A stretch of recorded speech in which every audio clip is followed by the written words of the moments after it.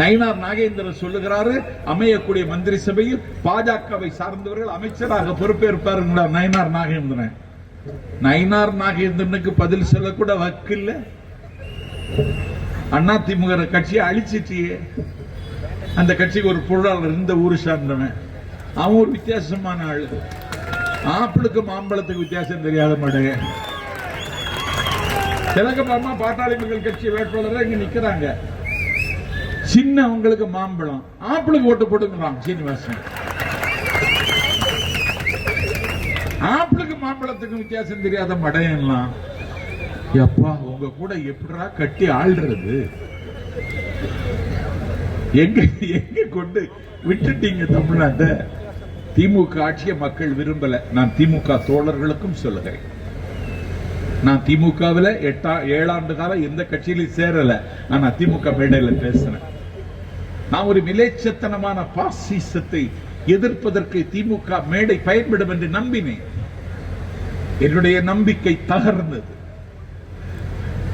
நான் மிகுந்த கவலை அடைந்தேன். ஒரு மாட்டுக்கரை வைத்திருந்தான் என்று வீடு புகுந்து வெட்டுகிறான். ராஜஸ்தானில், மத்திய பிரதேசத்தில், உத்தரப்பிரதேசத்தில் மாட்டுக்கரை வீட்டில் வைத்திருந்தான் என்று வெட்டி கொல்லுகிறார். என்னுடைய உணவை நான் தீர்மானிக்க முடியவில்லை. இஸ்லாமியர்களுக்கு நாங்கள் நெருக்கமானவர்கள் என்று சொல்லுகிற ஸ்டாலினை கேட்கிறேன், இதிலே உங்கள் கருத்து என்ன? உங்கள் கண்டனத்தை பதிவு செய்தீர்களா? உங்கள் கவலையை வெளிப்படுத்தினீர்களா? நபிநாதர் ஸல்லல்லாஹு அலைஹி வஸல்லம் 1500 ஆண்டுகளுக்கு முன்னால் வகுத்த ஷரியத் சட்டத்தை நரேந்திர மோடியினுடைய ஆட்சி அத்துமீறுகிறது.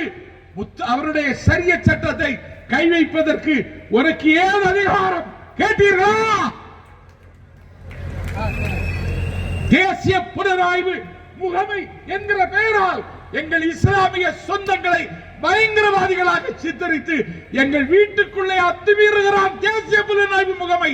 என்னுடைய அனுமதி இல்லாமல் ஏன் தமிழ்நாட்டிற்கு வந்தாய் என்று முதலமைச்சர் அவர்களே கேட்டீர்களா? 168 பேர் கோவை குண்டுவெடிப்பு வழக்கில் கைதாகி 8க்கு 4 கொட்டடியில் கோவை சிறையில் இருக்கிறார்களே, அவர்களை விடுவிப்போம் என்று வாக்குறுதி தந்தீர்களே, அண்ணா ஸ்டாலின் அவர்களே விடுவித்தீர்களா? 164 ஆக்ட், அதை வைத்தே அவர்களை விடுவிக்க முடியும். ஏன் விடுவிக்கல? உங்களுக்கு பிஜேபிக்கு கள்ள கூட்டணின்னு உங்க கள்ள கூட்டணி முதல்ல கண்டுபிடிச்ச தலைவன் தான் விஜய்.